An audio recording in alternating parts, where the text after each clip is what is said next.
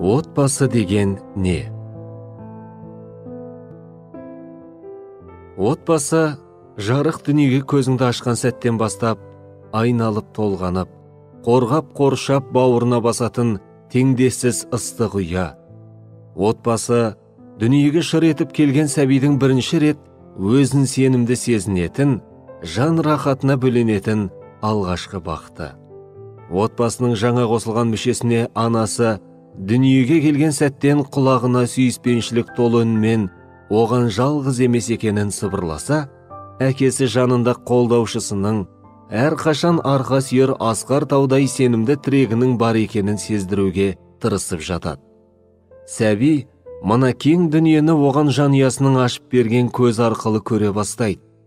Жылдар жылжып, балалық шақ өтіп, жастық шақ жетіп жеткіншек болады. Отбасы өмірдің әр баспалдағын өз аяқтарымен басу үшін сәбиін қанаттандырып, балаға жан қиярлықты, опалы болуды, жақсы мінез бен иман негіздерін үйрететін кең ауқымды тәрбие мекені. Жансая адалдық дегеніміз ол адамның отбасына және жанындағы адамдарына, туыстарына, достарына адал болу. Ал адалдық ол адам бойындағы ең жақсы қасиеттердің бірі. Әр адам ұлттық мәдениет, дәстүр және құндылықтарды отбасынан мирас етіп алады.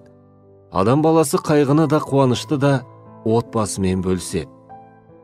Жауапкершілік, әділеттілік және ар намыстың не екенін отбасында көреді.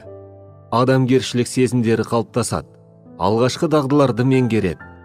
Осы жерде бала алғаш басына түскен әр түрлі тұрмыс иірімдерінен шығудың жолын іздеп, шама шарқынша одан құтылудың шарасын қарастыруды үйренеді.